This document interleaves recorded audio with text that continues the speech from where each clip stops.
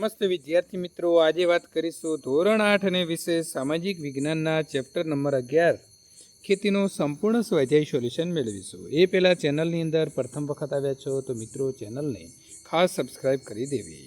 વિદ્યાર્થી મિત્રો, આપણે જોઈશું ચેપ્ટર નંબર 11 ખેતીના પ્રશ્ન નંબર 1। નીચેના પ્રશ્નોના જવાબ આપો।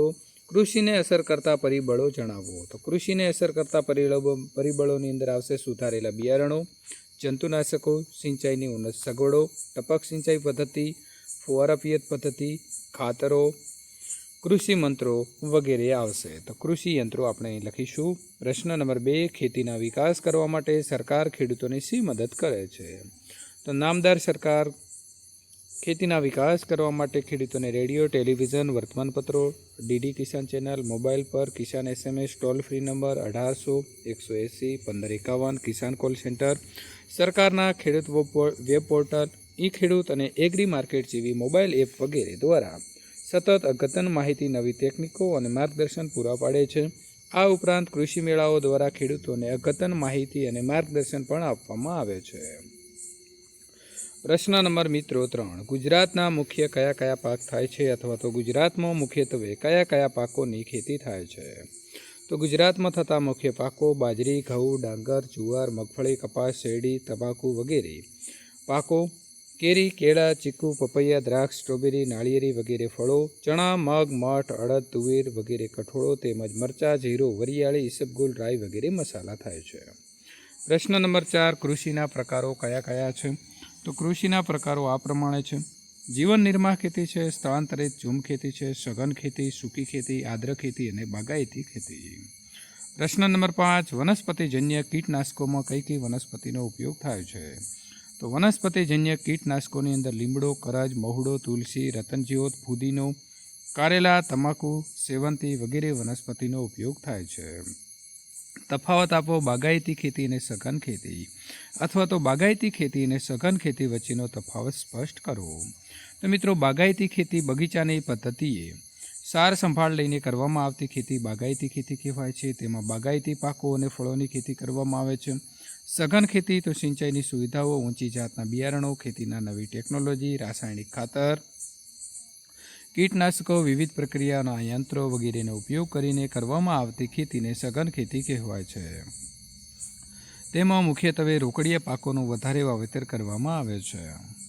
જૈવિક કીટનાશકોમાં શાનો ઉપયોગ વધુ થાય છે? તો જૈવિક કીટનાશકોમાં જીવાણુ એટલે કે બેક્ટેરિયા, વિષાણુ, ફૂગ, કૃમિ અને વનસ્પતિજન્ય આધારિત જૈવિક કીટનાશકોનો ઉપયોગ થાય છે। તેમાં જીવાણુ લગભગ 90% હિસ્સો ધરાવે છે। ગુજરાતનો ભરૂચ પાસે આવેલો કયો પ્રદેશ લાંબા તારના કપાસના ઉત્પાદન માટે જાણીતો છે? તો ગુજરાતનો ભરૂચ પાસે આવેલો કાનમ પ્રદેશ તેના લાંબા તારના કપાસના ઉત્પાદન માટે જાણીતો છે। સાચો વિકલ્પ પસંદ કરીને જવાબ આપવાનો છે। નીચેનામાંથી કયા પ્રકારના ખેતીના જે છે તેમાં ઉત્પાદન જે છે ઓછું થાય છે? તો ઝૂમ ખેતી આવશે। પ્રશ્ન નંબર 2, વનસ્પતિ જન્ય કીટનાશકોમાં કઈ વનસ્પતિનો ઉપયોગ થતો નથી? તો આવશે બિલાડીની ટોપ। દિબેલા એટલે કે એરંડાના ઉત્પાદનમાં વિશ્વમાં પ્રથમ ક્રમે કયો દેશ છે? તો આવશે ભારત। પ્રશ્ન નંબર 4, ઘઉંનો કોઠાર કયા રાજ્યને કહેવામાં આવે છે? તો પંજાબ। જવાબ આવશે વિદ્યાર્થી મિત્રો એ। નીચેના પ્રશ્નોના ભૌગોલિક કારણો આપવાના છે। રાસાયણિક ખાતર અને રાસાયણિક કીટનાશકોનો વધુ પડતો વપરાશ નુકસાનકારક છે। તો રાસાયણિક ખાતરો અને રાસાયણિક કીટનાશકોનો અવિવેકી અને આડેધડ ઉપયોગ કરવાથી જમીનની ગુણવત્તા ઘટી છે અને પાણીનું પ્રદૂષણ વધ્યું છે। વળી ખેત પેદાશોમાં જંતુનાશકોના ઝેરી અવશેષો રહી જાય છે, જેથી મનુષ્યના આરોગ્ય પર લાંબા ગાળે ખૂબ મોટી અસરો જન્માવે છે। મનુષ્યને કેટલાક રોગો થવાની શક્યતા ઊભી થાય છે। આમ રાસાયણિક ખાતરો અને રાસાયણિક કીટનાશકોનો વધુ પડતો વપરાશ નુકસાનકારક છે। જુદા જુદા પ્રદેશોમાં વિવિધ પાક ઉગાડવામાં આવે છે। તો જે તે પ્રદેશની ભૌગોલિક પરિસ્થિતિ, આબોહવા, જમીનની વિવિધતા અને વરસાદના પ્રમાણમાં રહેલી ભિન્નતા વગેરે પરિબળોના કારણે જુદા જુદા પ્રદેશોમાં વિવિધ પાકો ઉગાડવામાં આવે છે। જૈવિક કીટનાશકો તરફનું વલણ વધી રહ્યું છે। તો જ્યારે જૈવિક કીટનાશકોનું પ્રવાહી મિશ્રણ ઉપર પાક ઉપર છાંટવામાં આવે છે ત્યારે સુષુપ્ત અવસ્થામાં રહેલા જીવાણુઓ ઈયળોનો ખોરાક સાથે તેના ઓતરડામાં પહોંચે છે। એ ઝેરી પ્રોટીન ઈયળના ઓતરડામાં અને ખાસ કરીને તેના મોઢાના ભાગે લકવો પેદા કરે છે। છેવટે ઈયળ મરી જાય છે। આમ જૈવિક કીટનાશકો ઉપદ્રવી જીવાતોમાં જુદા જુદા રોગ લાગુ પાડે છે। પરિણામે એ જીવાતોનો નાશ થાય છે અને તેથી કૃષિ પાકોમાં જે જીવાતોનું નિયંત્રણ માટે જૈવિક કીટનાશકનો ઉપયોગ કરવા માટેનું વલણ વધી રહ્યું છે. ખેતીમાં ટપક પિયત પદ્ધતિ શ્રેષ્ઠ પિયત પદ્ધતિ છે. તો પાણીના 40થી 60% સુધીની બચત થાય છે. પાણી સાથે ખાતર જંતુનાશક દવાઓ એક સરખા પ્રમાણમાં છોડના મૂળ સુધી પહોંચે છે, તેથી છોડના વૃદ્ધિ અને વિકાસ ઝડપથી થાય છે. ખાતરની 25થી 30% સુધીની બચત થાય છે. મજૂરી ખર્ચ ઓછો થાય છે. અસમતળ જમીનમાં પણ સારી રીતે ખેતી કરી શકાય છે. નીંદણ ઓછું થવાથી નિંદામણનાશક દવાઓ અને મજૂરીનો ખર્ચ ઘટી જાય છે. વીજળીની આશરે 30થી 35% સુધીની બચત થાય છે. જમીનની માત્ર ભેજ જ રહેતો હોવાથી ખેતીના કામો કરવામાં સરળતા રહે છે. ઉપરોક્ત કારણોસર ખેતીમાં ટપક પિયત પદ્ધતિ શ્રેષ્ઠ પિયત પદ્ધતિ બની છે. નીચેના શબ્દોની સંકલ્પના સમજાવો. તો ખેતી, તો જે પ્રવૃત્તિમાં અનાજ, તેલબિયા, કઠોળ, ફળો, શાકભાજી, ફૂલો વગેરેને ઉગાડવાનો તેમજ પશુપાલનનો સમાવેશ થાય છે એવી પ્રાથમિક પ્રવૃત્તિને ખેતી કહેવામાં આવે છે. ખેતીને કૃષિ પણ કહે છે.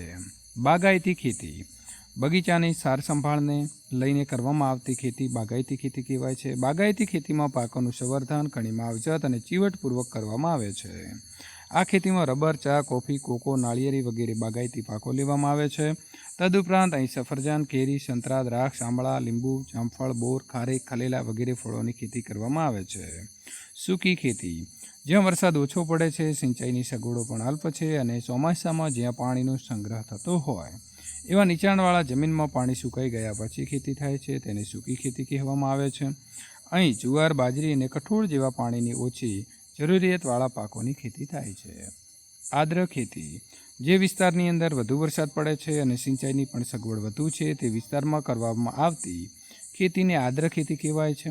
આ પ્રકારની ખેતીમાં વરસાદ ન પડે કે ઓછો પડે ત્યારે સિંચાઈ દ્વારા વર્ષમાં એક કરતાં વધુ પાક લઈ શકાય છે. અહીં ડાંગર, શેરડી, કપાસ, ઘઉં, શાકભાજી વગેરેની ખેતી થાય છે. યોગ્ય ખાલી જગ્યા પૂરો. ગુજરાત કપાસના ઉત્પાદનમાં ભારતની અંદર પ્રથમ સ્થાન ધરાવે છે. સઘન ખેતીને વેપારી ખેતી પણ કહે છે. ગુજરાતમાં મગફળીનું સૌથી વધુ ઉત્પાદન જૂનાગઢ જિલ્લામાં થાય છે. વિશ્વની આશરે 50% લોકો ખેતી પ્રવૃત્તિઓમાં રોકાયેલા છે. કપાસની કાળી જમીન રેગુરના નામે પણ ઓળખાય છે. પ્રશ્ન નંબર 6 ટૂંકો નોંધ લખો. સઘન ખેતી. સઘન ખેતી એ આધુનિક ખેત પદ્ધતિ છે જ્યાં સિંચાઈની સારી સગવડ છે. ત્યાંનો ખેડૂત વર્ષમાં એકથી વધુ પાક લઈને સારું કૃષિ ઉત્પાદન કરી શકે છે. તેથી તે સિંચાઈની સુવિધાઓ, ઊંચી જાતના બિયારણો, ખેતીની નવી ટેકનોલોજી, રાસાયણિક ખાતર, કીટનાશકો અને વિવિધ પ્રક્રિયામાં યંત્રો વગેરેના વ્યાપક ઉપયોગ કરે છે અને વધુને વધુ ઉત્પાદન મેળવે છે. આ પ્રકારની ખેતી એ સઘન ખેતી કહેવાય છે. આ ખેતીમાં રોકડિયા પાકનું વાવેતર કરવામાં આવે છે. તેમાં હેક્ટર દીઠ ઉત્પાદન ઓછું થાય છે. પરિણામે તેમાં ખેતી હેઠળનો વિસ્તાર વધતો જાય છે. સઘન ખેતીમાં આર્થિક વળતરને વધુ મહત્ત્વ અપાય છે. તેથી હું તેને વેપારી ખેતી પણ કહું છું. ગુજરાતમાં સુરત, વલસાડ, આણંદ વગેરે જિલ્લાઓમાં સઘન ખેતી થાય છે. ખેતીનો વિકાસ. ખેતીનો વિકાસ એ દેશની વધતી જતી વસ્તીની અનાજની માગને પહોંચી વળવા માટે કૃષિ ઉત્પાદનમાં વધારો કરવાના પ્રયત્નો સાથે જોડાયેલો છે. ખેતીનો વિકાસ વિવિધ રીતે કરી શકાય છે, જેમ કે વાવેલા ક્ષેત્રનો વિસ્તાર કરીને, વાવેલા પાકની સંખ્યામાં વધારો કરીને, સિંચાઈની સગવડોમાં સુધારો કરીને, તે ખાતરનો ઉપયોગ કરીને, વધારે ઉપજ આપતા બિયારણોનો ઉપયોગ કરીને તેમજ કૃષિલક્ષી યંત્રોનો ઉપયોગ કરીને ખેતીનો બહોળો વિકાસ કરી શકાય છે. લોકોના ખોરાકની સુરક્ષામાં વધારો કરવા એ ખેતીના વિકાસનું અંતિમ લક્ષ્ય છે. ખેતી ક્ષેત્રે થયેલા સહકારી પ્રવૃત્તિઓ વિકાસ અને ખેતીના વિકાસમાં સહાયક બન્યા છે. ખેડૂતોને આર્થિક મદદ કરવા કિસાન ક્રેડિટ કાર્ડ તેમજ રાષ્ટ્રીયકૃત અને સહકારી બેન્કો દ્વારા કૃષિ ધિરાણ આપવામાં આવે છે. ખેત પેદાશોનો સંગ્રહ કરવા દેશના જુદા જુદા ભાગોમાં ગોદામોની સગવડ કરી છે. નામદાર ગુજરાત સરકાર પ્રતિ વર્ષે કૃષિ મેળાઓ યોજીને રાજ્યના ખેડૂતોને કૃષિ વિષયક માહિતી અને માર્ગદર્શન પૂરા પાડે છે. આ બધા જ પ્રયત્નો દ્વારા પણ કૃષિનો ઉત્તરોત્તર વિકાસ થયો છે. ડાંગર. તો ડાંગર એ વિશ્વનો અને ભારતનો ખૂબ મહત્ત્વનો મુખ્ય ખાદ્ય પાક છે. વિશ્વની અને ભારતની મોટાભાગની વસ્તીનો ખોરાકમાં ચોખાનો ઉપયોગ કરે છે. ડાંગરના પાકને ફળદ્રુપ જમીન, ગરમ અને ભેજવાળી આબોહવા તથા 100 સેન્ટીમીટર કે તેથી વધારે વરસાદની જરૂર પડે છે. ડાંગરનો પાક મુખ્યત્વે પાણીથી ભરાયેલા ખેતરમાં થાય છે. તેના ખેતરમાં પાણી સતત ભરી રાખવાના બદલે ફુવારા પિયત પદ્ધતિથી સિંચાઈ કરીને પણ ઓછા પાણીથી પણ ડાંગરનો પાક લઈ શકાય છે. ડાંગરની ખેતીમાં યંત્રોનો ઉપયોગ થઈ શકતો નથી, તેથી તેને ખેતી માટે વધુ મજૂરોની જરૂર પડે છે. વિશ્વમાં ડાંગરના ઉત્પાદનમાં ચીન પ્રથમ ક્રમે છે. ભારત, જાપાન, શ્રીલંકા વગેરે ડાંગરના અન્ય મુખ્ય ઉત્પાદક દેશો છે. ભારતમાં પશ્ચિમ બંગાળ, તમિલનાડુ, આંધ્રપ્રદેશ, તેલંગાણા, બિહાર, ઓડિશા વગેરે ડાંગરના મુખ્ય ઉત્પાદક રાજ્યો છે. ગુજરાતમાં ડાંગરનું ઉત્પાદન ખેડા, અમદાવાદ, સુરત, તાપી, આણંદ, વલસાડ વગેરે જિલ્લાઓમાં થાય છે. કાળી જમીન તો કાળી જમીન એ ચીકણી અને મિત્રો ફળદ્રુપ હોય છે. તે ભેજને ગ્રહણ કરી લાંબા સમય સુધી તેને સંઘરી રાખવાની ક્ષમતા ધરાવે છે. ભેજ સુકાઈ જાય છે ત્યારે તેમાં ફાટા કે તિરાડ પડે છે. કાળી જમીન કપાસના પાક માટે વધુ અનુકૂળ હોવાથી તે કપાસની કાળી જમીન તરીકે ઓળખાય છે, જેને મિત્રો આપણે રેગુર તરીકે પણ ઓળખીશું. કાળી જમીનમાં કપાસ, અળસી, સરસવ, મગફળી, તમાકુ જેવા પાકો તેમજ અડદ જેવા કઠોળ વર્ગનો પાક પણ લેવામાં આવે છે. ટપક સિંચાઈ પદ્ધતિ તો ટપક સિંચાઈ એ સૂક્ષ્મ પિયત પદ્ધતિનો એક પ્રકાર છે. આ સિંચાઈ પદ્ધતિનો ઉપયોગ કરવાથી પાણીની બચત થાય છે. તેના પોષક તત્વો એટલે કે દ્રવ્યો ધીમે ધીમે છોડના મૂળ સુધી પહોંચે છે. આ પ્રક્રિયા જમીનની ઉપર સપાટીથી અંદરના મૂળ સુધી અસર કરે છે. ટપક સિંચાઈ પદ્ધતિનો મુખ્ય હેતુ બાષ્પીભવન ઓછું કરી પાણીને છોડના છેક મૂળ સુધી સીધું પહોંચાડવાનો છે. ટપક સિંચાઈ પદ્ધતિમાં વાલ્વ, પાઇપ, નળીઓ અને ઉત્સર્જકોનો સહિયારો ઉપયોગ કરી છોડને પાણી પહોંચાડવામાં આવે છે. જે તે ક્ષેત્રમાં પાણી અને પોષક તત્વોનો ડીપર લાઇન્સ તરીકે ઓળખાતી પાઇપો દ્વારા વિતરણ કરવામાં આવે છે. ટપક સિંચાઈને કેટલીક વખત ટ્રિકલ સિંચાઈ પણ કહેવામાં આવે છે. બે હરોળ વચ્ચે જગ્યા ધરાવતા જે મિત્રો કપાસ, એરંડા, શેરડી વગેરે પાકો તેમજ શાકભાજી અને ફળોના પાકોને ટપક પદ્ધતિ જે છે તે અનુકૂળ આવે છે. ટપક સિંચાઈ પદ્ધતિનો યોગ્ય રીતે ઉપયોગ કરવામાં આવે તો શું ફાયદો થાય છે એની મિત્રો આગળ આપણે ચર્ચા કરી ચૂક્યા છીએ, તો એ પણ તમે અહીં લખી શકશો. નીચે આપેલા ગુજરાતના નકશામાં આધારે નીચે આપેલા દરેક પાક સામે તેના ઉત્પાદક જિલ્લાના નામ લખવાના છે. તો હવે વિદ્યાર્થી મિત્રો તમે જોશો કે આપણે અહીં એની જે રૂઢિ સંજ્ઞા આપી છે તેના આધારે લખી શકીએ છીએ. તો મિત્રો બાજરી છે, તો બાજરીના ડુંડા જ્યાં જ્યાં તમને દેખાય છે, બનાસકાંઠા હોય, કચ્છ હોય, મહેસાણા હોય મિત્રો, ત્યાર પછી જૂનાગઢ, જામનગર, રાજકોટ, તમામ જે તમે અહીં જિલ્લા જોઈ શકો છો તેના નામ તમારે મિત્રો લખવાના રહેશે. તો આપણે તેના પાક અને તેની સામે જે છે તે નામ અહીં આપણે લખ્યા છે, આ પ્રકારે તમારે લખવાના રહેશે.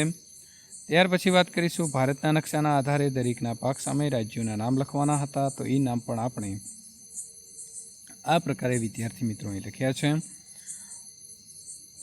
આ ઉપરાંત તમે વિદ્યાર્થી મિત્રો બીજા આગળના ચેપ્ટરોનું જો સોલ્યુશન મેળવવા માગો છો તો અહીં આપેલી એન્ડ સ્ક્રીન ઉપર ક્લિક કરીને સોલ્યુશન મેળવી શકશો.